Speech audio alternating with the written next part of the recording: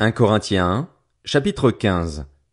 Je vous rappelle, frères et sœurs, l'évangile que je vous ai annoncé, que vous avez reçu et dans lequel vous tenez ferme. C'est aussi par lui que vous êtes sauvés si vous le retenez dans les termes où je vous l'ai annoncé. Autrement, votre foi aurait été inutile.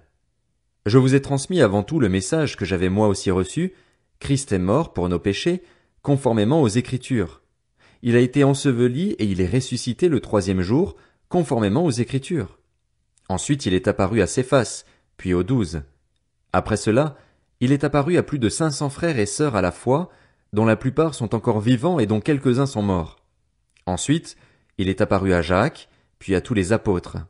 Après eux tous, il m'est apparu à moi aussi, comme à un enfant né hors terme. En effet, je suis le plus petit des apôtres et je ne mérite même pas d'être appelé apôtre, parce que j'ai persécuté l'Église de Dieu.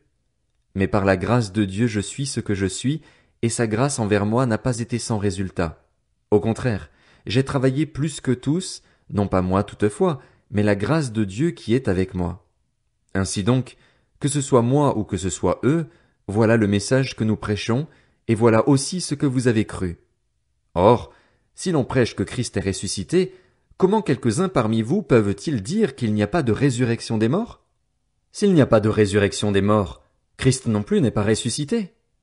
Et si Christ n'est pas ressuscité, alors notre prédication est vide, et votre foi aussi. Il se trouve même que nous sommes de faux témoins vis-à-vis de Dieu, puisque nous avons témoigné contre Dieu qu'il a ressuscité Christ. Or il ne l'a pas fait si les morts ne ressuscitent pas. En effet, si les morts ne ressuscitent pas, Christ non plus n'est pas ressuscité. Or, si Christ n'est pas ressuscité, votre foi est inutile, vous êtes encore dans vos péchés, et par conséquent ceux qui sont morts en Christ sont aussi perdus. Si c'est pour cette vie seulement que nous espérons en Christ, nous sommes les plus à plaindre de tous les hommes. Mais en réalité, Christ est ressuscité, précédant ainsi ceux qui sont morts. En effet, puisque la mort est venue à travers un homme, c'est aussi à travers un homme qu'est venue la résurrection des morts. Et comme tous meurent en Adam, de même aussi tous revivront en Christ, mais chacun à son propre rang. Christ en premier, puis ceux qui appartiennent à Christ lors de son retour. Ensuite viendra la fin, quand il remettra le royaume à celui qui est Dieu et Père, après avoir anéanti toute domination, toute autorité et toute puissance. En effet, il faut qu'il règne jusqu'à ce qu'il ait mis tous ses ennemis sous ses pieds. Le dernier ennemi qui sera anéanti, c'est la mort. Dieu, en effet, a tout mis sous ses pieds. Mais lorsque Dieu dit que tout lui a été soumis, il est évident que c'est à l'exception de celui qui lui a soumis toutes choses.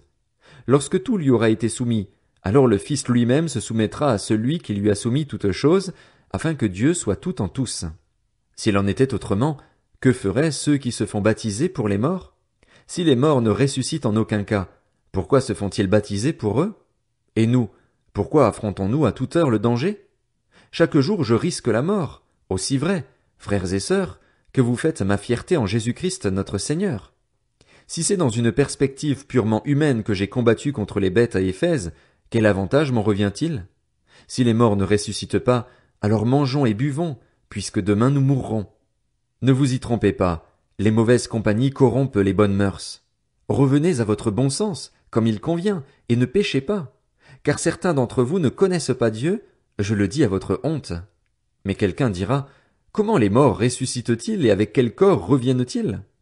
Homme dépourvu de bon sens, ce que tu sèmes ne peut reprendre vie que s'il meurt. Et ce que tu sèmes, ce n'est pas la plante qui poussera. C'est une simple graine, un grain de blé peut-être, ou d'une autre semence. Puis Dieu lui donne un corps, comme il le veut, et à chaque semence il donne un corps qui lui est propre. Les êtres vivants n'ont pas tous la même nature, mais autre est la nature des hommes, autre celle des quadrupèdes, autre celle des oiseaux, autre celle des poissons. Il y a aussi des corps célestes et des corps terrestres, mais l'éclat des corps célestes est différent de celui des corps terrestres.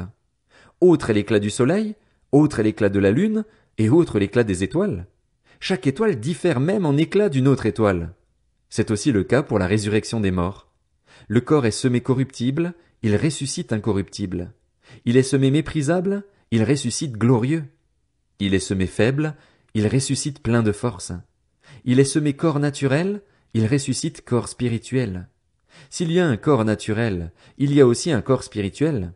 C'est pourquoi il est écrit, le premier homme, Adam, devint un être vivant. Le dernier Adam est un esprit qui communique la vie. Mais ce n'est pas le spirituel qui vient en premier, c'est le naturel. Ce qui est spirituel vient ensuite. Le premier homme, tiré de la terre, est fait de poussière. Le second homme, le Seigneur, est du ciel. Tel est l'homme terrestre, tels sont aussi les hommes terrestres. Et tel est l'homme céleste, tels seront aussi les hommes célestes. Et de même que nous avons porté l'image de l'homme fait de poussière, nous porterons aussi l'image de celui qui est venu du ciel. Ce que je veux dire, frères et sœurs, c'est que notre nature actuelle ne peut pas hériter du royaume de Dieu et que ce qui est corruptible n'hérite pas non plus de l'incorruptibilité. Voici, je vous dis un mystère. Nous ne mourrons pas tous, mais tous nous serons transformés, en un instant, en un clin d'œil, au son de la dernière trompette. La trompette sonnera, alors les morts ressusciteront incorruptibles et nous serons transformés. Il faut en effet que ce corps corruptible revête l'incorruptibilité et que ce corps mortel revête l'immortalité. Lorsque ce corps corruptible aura revêtu l'incorruptibilité et que ce corps mortel aura revêtu l'immortalité, alors s'accomplira cette parole de l'Écriture. La mort a été engloutie dans la victoire. Mort, où est ton aiguillon? Enfer, où est ta victoire? L'aiguillon de la mort, c'est le péché. Et ce qui donne sa puissance au péché, c'est la loi. Mais que Dieu soit remercié, lui qui nous donne la victoire par notre Seigneur Jésus-Christ. Ainsi, mes frères et sœurs bien-aimés, soyez fermes, inébranlables. Travaillez de mieux en mieux à l'œuvre du Seigneur, sachant que votre travail n'est pas sans résultat dans le Seigneur. 1 Corinthiens, chapitre 16. En ce qui concerne la collecte en faveur des saints, faites, vous aussi, comme je l'ai prescrit aux églises de la Galatie, que chacun de vous, le dimanche, mette de côté chez lui ce qu'il pourra, en fonction de ses moyens, afin qu'on n'attende pas mon arrivée pour récolter les dons. Quand je serai chez vous, j'enverrai avec des lettres ceux que vous aurez choisis pour porter vos dons à Jérusalem. S'il est approprié que j'y aille moi aussi, ils feront le voyage avec moi. Je viendrai chez vous après avoir traversé la Macédoine, car je vais passer par là. Il est possible que je séjourne quelque temps chez vous ou même que j'y passe l'hiver. Ainsi vous pourrez m'aider à poursuivre mon voyage là où je dois me rendre. Je ne veux pas, cette fois-ci, vous voir seulement en passant, mais j'espère rester quelque temps avec vous, si le Seigneur le permet. Cependant je resterai à Éphèse jusqu'à la Pentecôte, car une porte m'y est largement ouverte pour un travail efficace, et les adversaires sont nombreux. Si Timothée arrive, veillez à ce qu'il soit sans crainte parmi vous, car il travaille tout comme moi à l'œuvre du Seigneur. Que personne donc ne le méprise. Aidez-le à poursuivre en paix son voyage de retour vers moi, car je l'attends avec les frères. Quant au frère Apollos, je l'ai beaucoup encouragé à venir aussi chez vous avec les frères, mais ce n'était décidément pas sa volonté de le faire maintenant. Il viendra quand il en aura l'occasion. Restez vigilants, tenez ferme dans la foi, soyez courageux, fortifiez-vous. Que tout ce que vous faites soit fait avec amour. Voici encore une recommandation, frères et sœurs. Vous savez que la famille de Stéphanas est le premier fruit de l'Achaïe et qu'elle s'est consacrée au service des saints. Soumettez-vous à de telles personnes ainsi qu'à tous ceux qui travaillent et peinent avec elles.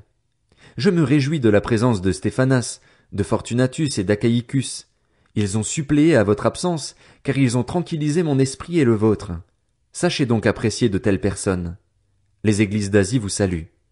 Aquilas et Priscille, ainsi que l'église qui se réunit dans leur maison, vous saluent chaleureusement dans le Seigneur. Tous les frères et sœurs vous saluent. Saluez-vous les uns les autres par un saint baiser. Moi, Paul, je vous salue de ma propre main. Si quelqu'un n'aime pas le Seigneur Jésus-Christ, qu'il soit maudit. Maranatha. Que la grâce du Seigneur Jésus-Christ soit avec vous. Mon amour est avec vous tous en Jésus-Christ. 2 Corinthiens, chapitre 1.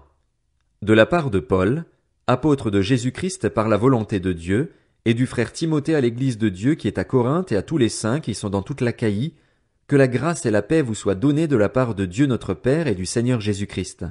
Béni soit Dieu, le Père de notre Seigneur Jésus-Christ, le Père plein de compassion et le Dieu de tout réconfort.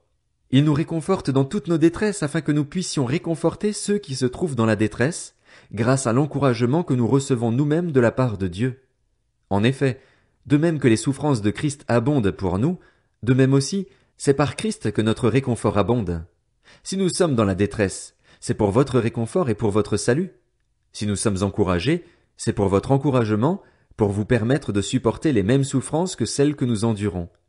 Et notre espérance à votre sujet est ferme, parce que nous savons que si vous avez part aux souffrances, vous avez part aussi au réconfort. En ce qui concerne la détresse que nous avons connue en Asie, nous ne voulons en effet pas vous laisser ignorer, frères et sœurs, que nous avons été accablés à l'extrême, au-delà de nos forces, au point que nous désespérions même de rester en vie. Nous avions intérieurement accepté notre arrêt de mort afin de ne pas placer notre confiance en nous-mêmes, mais en Dieu qui ressuscite les morts. C'est lui qui nous a délivrés d'une telle mort et qui nous en délivre encore. Oui, nous avons en lui cette espérance qu'il nous en délivrera encore, et vous y contribuerez vous-même par la prière. Ainsi, la grâce obtenue pour nous par beaucoup de personnes sera pour beaucoup une occasion de remercier Dieu à notre sujet. En effet, voici notre sujet de fierté et le témoignage de notre conscience. Nous nous sommes conduits dans le monde, et plus particulièrement vis-à-vis de vous, avec la sincérité et la pureté qui viennent de Dieu, non pas avec une sagesse humaine, mais avec la grâce de Dieu. Nous ne vous écrivons rien d'autre que ce que vous lisez et comprenez. Et j'espère que vous comprendrez complètement, puisque vous l'avez déjà compris en partie, que nous sommes votre sujet de fierté, de même que vous serez aussi le nôtre, le jour du Seigneur Jésus. C'est avec cette assurance que je voulais d'abord aller chez vous, afin que vous puissiez avoir une double grâce. Je voulais passer chez vous en me rendant en Macédoine, puis revenir de la Macédoine chez vous, avec l'espoir d'être soutenu par vous pour mon voyage en Judée. En formant ce projet, ai-je donc fait preuve de légèreté? Ou bien mes décisions sont-elles purement humaines, de sorte qu'il y aurait en moi à la fois le oui et le non? Aussi vrai que Dieu est fidèle, la parole que nous vous avons adressée n'a pas été oui et non. En effet, le Fils de Dieu, Jésus-Christ, que nous avons prêché au milieu de vous, Sylvain, Timothée et moi, n'a pas été oui et non. Au contraire, en lui il n'y a que le oui. En effet, pour toutes les promesses de Dieu, c'est en lui que se trouve le oui, et c'est donc aussi par lui que nous disons Amen à Dieu, pour sa gloire. Or, celui qui nous a fermis avec vous en Christ et qui nous a consacrés par son onction, c'est Dieu. Il nous a aussi marqués de son empreinte et a mis l'Esprit comme un gage dans notre cœur. Quant à moi, j'en prends Dieu à témoin sur ma vie, c'est pour vous ménager que je ne suis pas revenu à Corinthe. Ce n'est pas que nous voulions dominer sur votre foi, mais plutôt que nous contribuons à votre joie, car vous êtes fermes dans la foi. 2 Corinthiens, chapitre 2. J'ai donc décidé en moi-même de ne pas retourner chez vous dans la tristesse.